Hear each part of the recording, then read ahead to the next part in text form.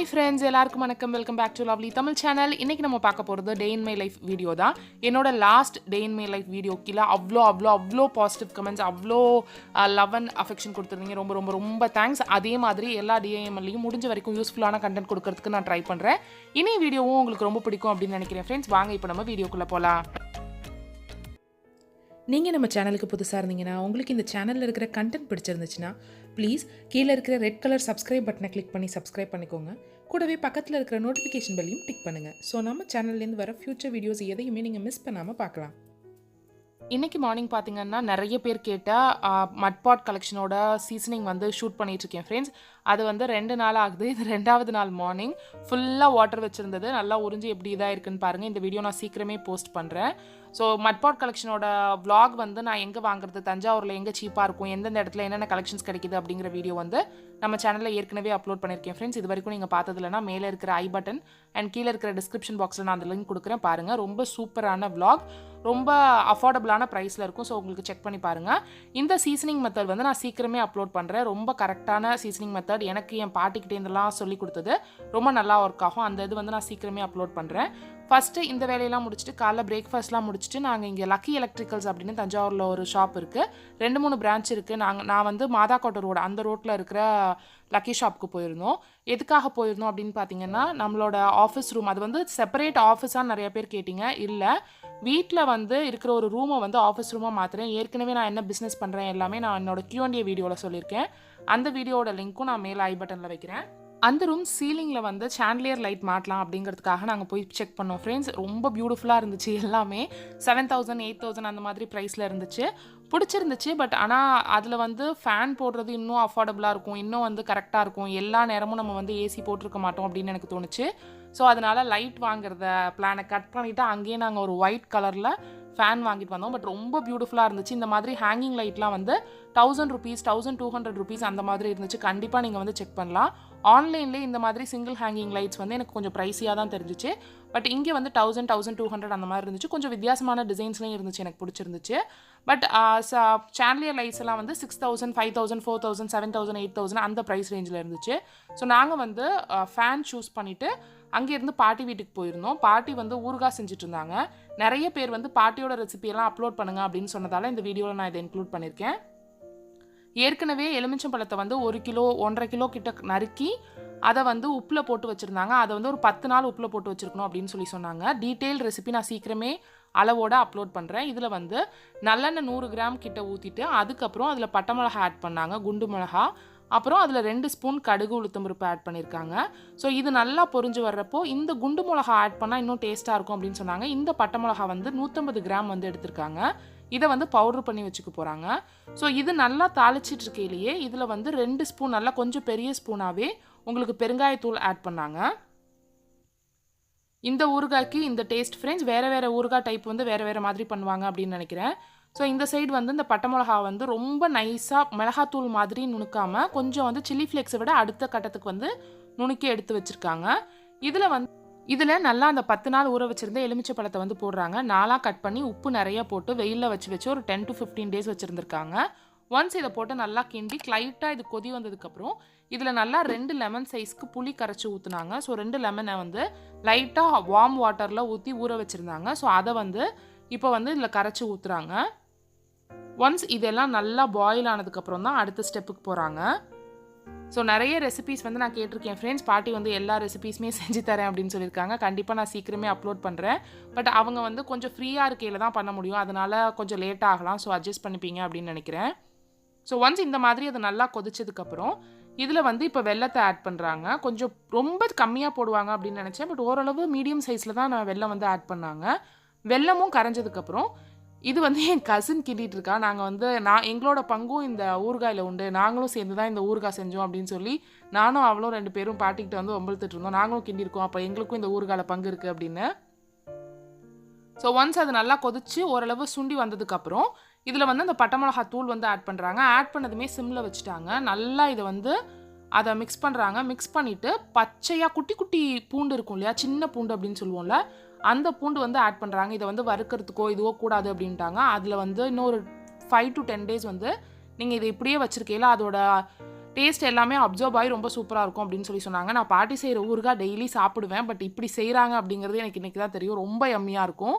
So once இந்த மாதிரி வந்ததும் லைட்டாக பாயில் ஆகிற ஸ்டேஜில் வந்து இதை ஆஃப் பண்ணிட்டாங்க. அவ்வளவுதான் ஊறுகாய். கண்டிப்பாக செஞ்சு பாருங்கள். உங்களுக்கு இது வந்து டீட்டெயில்டாக புரிஞ்சிருக்கும் அப்படின்னு நினைக்கிறேன்.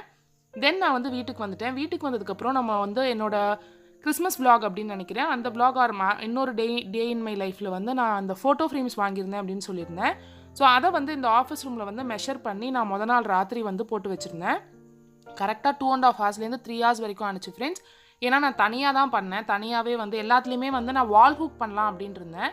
பட் அவங்க இதில் வந்து அந்த மாட்டுறது வந்து ரொம்ப சின்னதாக இருந்துச்சு. ஸோ வால் ஹூக்கை விட இந்த மாதிரி ஸ்க்ரூ பண்ணிட்டா ஈஸியாக இருக்கும் அப்படின்னு சொல்லிட்டு ஸ்க்ரூ பண்ணுறதுக்கு வாலில் ஸ்க்ரூ பண்ணுறதுக்கு அப்படின்னு சொன்னீங்கன்னா ஸ்க்ரூக்கு வந்து இன்னொன்று சேர்த்து கொடுக்குறாங்க. பின்னாடி ஒரு பட்டன் மாதிரி பிளாஸ்டிக் மாதிரி இருந்துச்சு. ஸோ அதை ஃபிட் பண்ணிவிட்டு அதுக்கப்புறம் நம்ம வந்து இந்த ஆணியை ஃபிட் பண்ணணும். ஸோ அந்த மாதிரி பண்ணி இது செட் பண்ணேன்.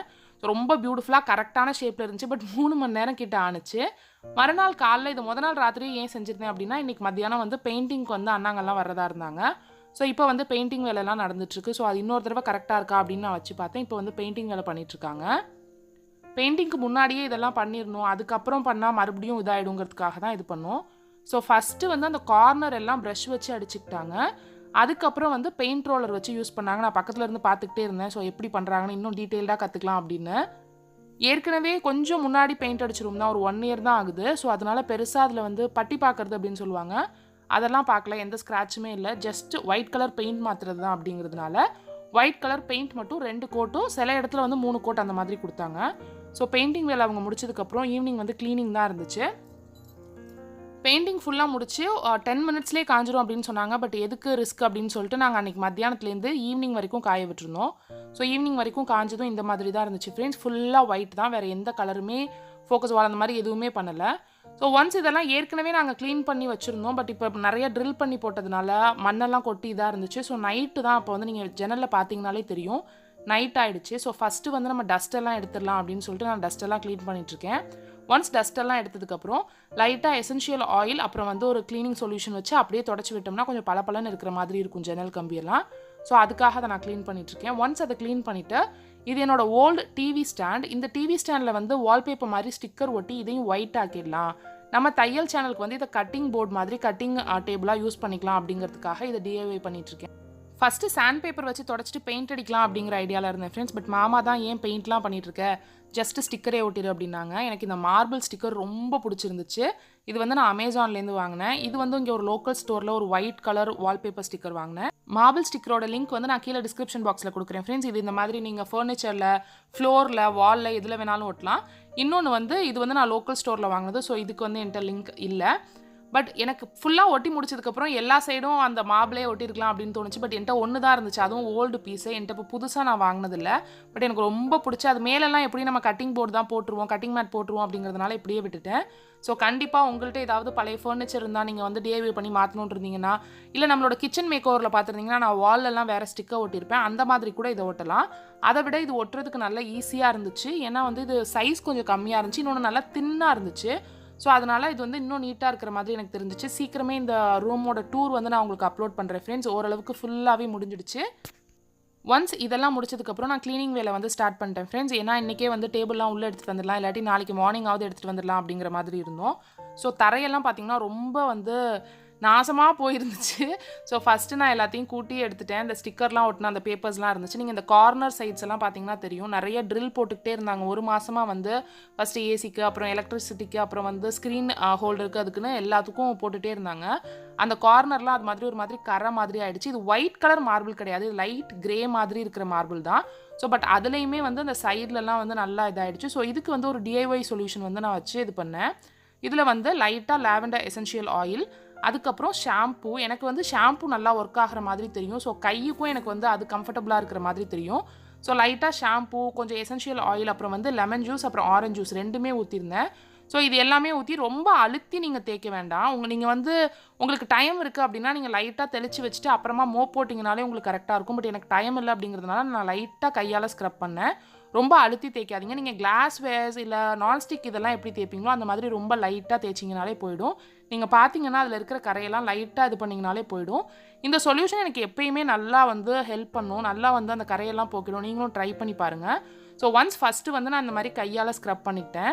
ஸோ கையால் ஸ்க்ரப் பண்ண இந்த ஷாம்பு நிறையா போட்டிருந்ததால் அதை ஃபஸ்ட்டு கையால் இன்னொரு சாஃப்ட் டவல் வச்சு க்ளீன் பண்ணிவிட்டு அதுக்கப்புறம் ஒரு நார்மல் மோப் இருக்கும் இல்லையா, நம்ம வெளியிலலாம் யூஸ் பண்ணுவோம், அந்த மாதிரி மோப்பில் வந்து க்ளீன் பண்ணிவிட்டு அப்புறம் இன்னொன்று நல்ல மோப்பில் வச்சு க்ளீன் பண்ண பெண்டு வாங்கிடுச்சு ஃப்ரெண்ட்ஸ். ஃபுல்லாக அந்த ரூம் அந்த தரை மட்டும் ஃப்ளோர் மட்டும் க்ளீன் பண்ணி முடிக்கிறதுக்கே 1 hour கிட்ட ஆகிடுச்சு. பட் பார்க்குறதுக்கு ரொம்ப அழகாக இருந்துச்சு ஒன்ஸ் முடிச்சதுக்கப்புறம். நான் பிஃபோர் ஆஃப்டர் பிக்சர் எடுக்கணும்னு நினச்சேன், எடுக்கல. பட் உங்களுக்கு பார்த்தீங்கனாலே தெரியும் அப்படின்னு நினைக்கிறேன். ஸோ ஒன்ஸ் ஃபுல்லாக வந்து ஃப்ளோரெல்லாம் க்ளீன் பண்ணதுக்கப்புறம் நான் எல்லா டேபிளும் எடுத்துகிட்டு வந்து உள்ளே வைக்கலாம் அப்படின்னு நினச்சேன். பட் ஃப்ளோரெல்லாம் க்ளீன் பண்ணிவிட்டு சும்மா உட்காந்துருந்தேன். நான் ஒரு ஓரத்தில் உட்காந்து உங்களுக்கு இந்த வீடியோ எடுத்துகிட்டு இருக்கேன். உங்களுக்கு பார்த்தீங்கனாலே தெரியும். அந்த மேலே இருக்கிறதெல்லாம் இனிமேல் தான் ஆர்கனைஸ் பண்ணணும். அதெல்லாம் சும்மா வந்து ஒரு துணி மாதிரி போட்டு நான் மூடி வச்சுருந்தேன். ஸோ அதெல்லாம் வந்து இனிமேல் தான் ஆர்கனைஸ் பண்ணணும். ஸோ இந்த சைடு வந்து கேப் இருக்குது பார்த்தீங்களா, இதை வந்து நான் முடிச்சுட்டு தான் ஒட்டினேன். ஒரு சைடு மட்டும்தான் மார்பிள் ஸ்டிக்கர் ஒட்டியிருந்தேன், இன்னொரு சைடு வந்து அதுக்கப்புறம் தான் ஒட்டினேன். ஸோ இது எல்லாத்தையுமே நான் வந்து இனிமேல் தான் க்ளீன் பண்ணணும். ஸோ இதெல்லாம் முடிஞ்சிருச்சுனாலே ரூம் முடிஞ்சிருச்சு அப்படின்னு அர்த்தம். கடைசியாக அன்றைக்கி நான் பார்த்த வேலை என்னென்னு பார்த்தீங்கன்னா, அந்த ஸ்க்ரீன் வந்து விண்டோவுக்கு மாட்டினது தான். எல்லாம் முடிச்சதுக்கப்புறம் ஒரு ஃபேஸ் பேக் போடலாம். ஏன்னா கையெல்லாமே என்னமோ கலரில் இருக்கிற மாதிரி இருந்துச்சு எனக்கு. அதை தேய்ச்சது பண்ணது, அதுவும் அந்த தண்ணியிலே ரொம்ப நேரம் இருந்ததெல்லாம். ஸோ இது வந்து ஒரு சூப்பர் ஃபேஸ் பேக். உங்கள் ஸ்கின் நல்லா பளிச்சுன்னு ஆகிற மாதிரி, டேன்லாம் இருந்தாலே ரிமூவ் பண்ணுற மாதிரி இருக்கும். ஸோ இதுக்கு வந்து கிரேப்ஸும் ஆப்பிளும் நான் எடுத்திருக்கேன். கிரேப்ஸ் வந்து கொஞ்சம் அளவு எடுத்திருக்கேன், ஆப்பிள் வந்து ஒரு 3/4 ஆப்பிள் எடுத்திருக்கேன். 2 பெரிய ஸ்பூன் அளவுக்கு ரோல்டு ஓட்ஸ் எடுத்திருக்கேன். நீங்கள் இன்ஸ்டன்ட் ஓட்ஸ்னால் ஒரு 3 ஸ்பூன் அளவுக்கு எடுத்துக்கோங்க. அரிசி வந்து ஒரு பெரிய ஸ்பூனில் வந்து ஊற வச்சு எடுத்து வச்சுருக்கேன்.